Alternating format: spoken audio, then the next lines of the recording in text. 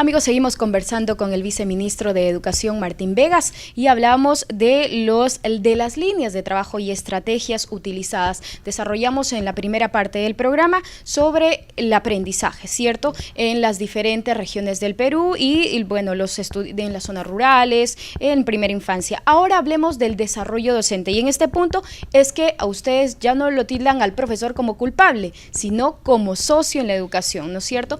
¿Cómo han llegado a desarrollar este punto? Sí, este es un proceso donde deben los profesores recuperar la confianza en el Estado y el Ministerio de Educación. No se logra del día a la mañana. Para eso nosotros estamos planteando, junto al tema fundamental de lo que es mejorar el piso salarial de los profesores, pero en una carrera meritocrática para todos.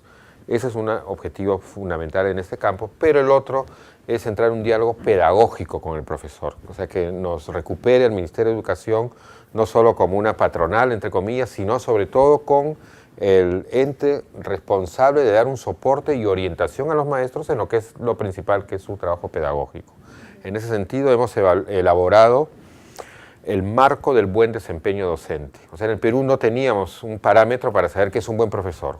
El buen profesor es el que le pega al alumno y así le exige, es el profesor amigo, es el que tiene una buena didáctica, que sabe de conocimientos. Entonces, hemos elaborado junto con el Consejo Nacional de Educación, con la Asociación Foro Educativo, con el propio sindicato, el SUTEP, esta propuesta de marco de buen desempeño docente, y estamos empezando un diálogo con los profesores para poder tener esta definición, porque con eso vamos a poder realizar algo que es muy reclamado por los propios docentes, que es la evaluación a partir de su desempeño, ¿no? Y no solamente a partir de la antigüedad que tienen en el aula o a partir de las certificaciones que ellos puedan tener, acreditaciones, etcétera, que son importantes pero no son suficientes. Y en esta parte entra a tallar el tema de la carrera magisterial, que algunos sabemos que algunos profesores están en desacuerdo con ello, y justamente parte del SUTE es que pide que no se lleve más a cabo esta carrera magisterial.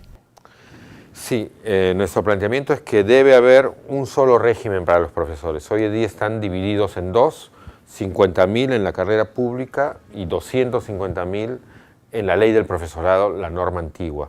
Y esa situación no es adecuada, sostenible en los próximos años. Entonces, nuestra propuesta es integrar a todos los profesores en un solo régimen legal.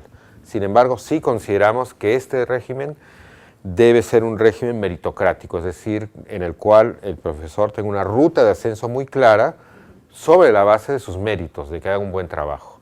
El problema de la ley de carrera pública es que por la misma ley el 70% de los profesores solo podían llegar a un tope que era el nivel 2, o sea, el nivel 3, 4 y 5, donde ganaban más, solo era asequible para el 30%. ¿Pero por qué esa diferencia?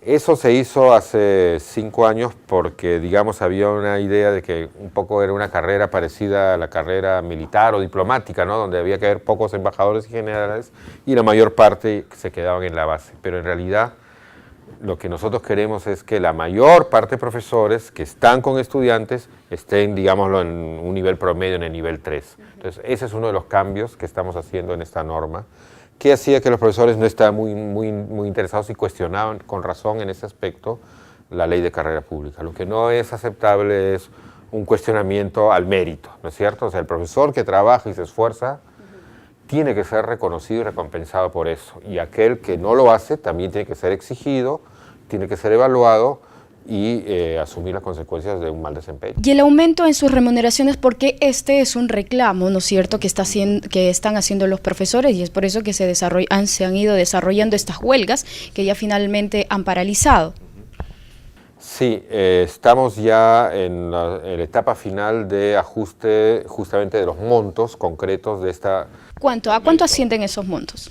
Esos todavía no se los puedo anunciar, porque con el Ministerio de Economía y Finanzas estamos, en realidad, en primer lugar, ordenando la estructura salarial, y los aumentos van a ir son variados, o sea, se sube el piso mínimo de todos, pero hay profesores, por ejemplo, en áreas rurales, profesores que enseñan en otra lengua, que van a tener un aumento mayor. Entonces, un ordenamiento de toda esta escala salarial y una simplificación. Hoy día en la boleta de pago de un profesor tiene 117 conceptos. Su sueldo básico es de 70 céntimos.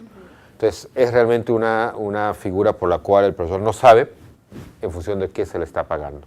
Estamos ordenando esta remuneración docente y implica una inversión muy alta para el Estado. Son 300.000 profesores, entonces cada sol ¿no? implica montos muy altos y por eso con Economía y Finanzas estamos buscando tener una propuesta sostenible para los 5 años. No queremos dar un aumento solo, digamos, ahora este año y que cada año estemos negociando, sino que el profesor tenga una ruta en los 5 años y sepa con qué condiciones va a ir mejorando su remuneración. Entonces, ese aumento se va a hacer para los 5 años y bueno, de ahí en adelante que viene otro gobierno, imagino que va a seguir o quizá los va a aumentar, bueno. Exactamente, en el marco del Proyecto Educativo Nacional, que es una política de Estado, debe haber una continuidad de esta... Que justamente esa política de Estado debería de continuar en el próximo gobierno. Así es,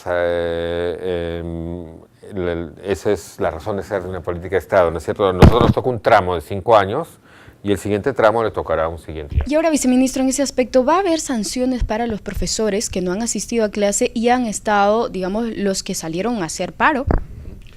Sí, ahí hay 2 tipos de situación, ¿no? El profesor que hace un paro o una huelga, que es, como en esos casos son ilegales, es descontado en sus remuneraciones y hemos ya solicitado a los gobiernos regionales que nos reporten cómo se ha cumplido con esta sanción.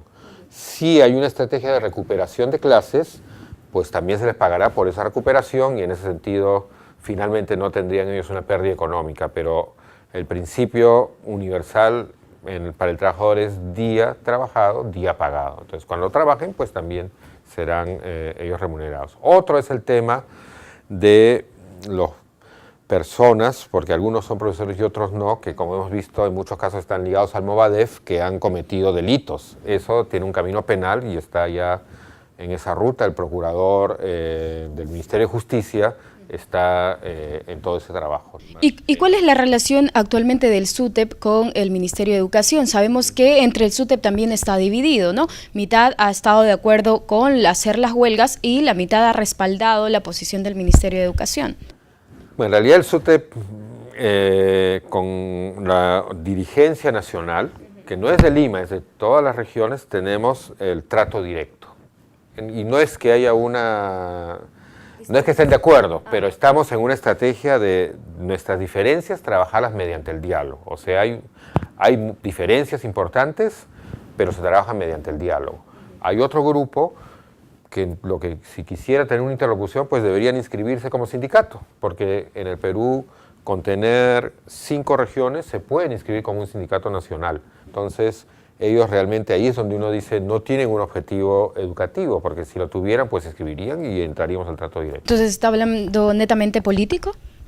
Así es un objetivo político, uno ve entre comillas, las demandas, su pliego, incluyen por ejemplo, como se ha visto, amnistía a profesores condenados por terrorismo. Entonces, evidentemente y felizmente por eso en Tacna, Cusco, otras regiones, las bases de los profesores están dejando el paro porque se dan cuenta de que están siendo utilizados para otros. ¿Pero ahí qué haría entonces específicamente el Ministerio de Educación? No, ahí ya es responsabilidad del Ministerio de Justicia, que está encargado de los temas antiterrorismo para hacer la investigación y proceder, ¿no?, de acuerdo a las normas. Bien, viceministro, estamos con el tiempo, nos vamos a una nueva pausa y volvemos y seguimos conversando con usted. Regresamos, amigos.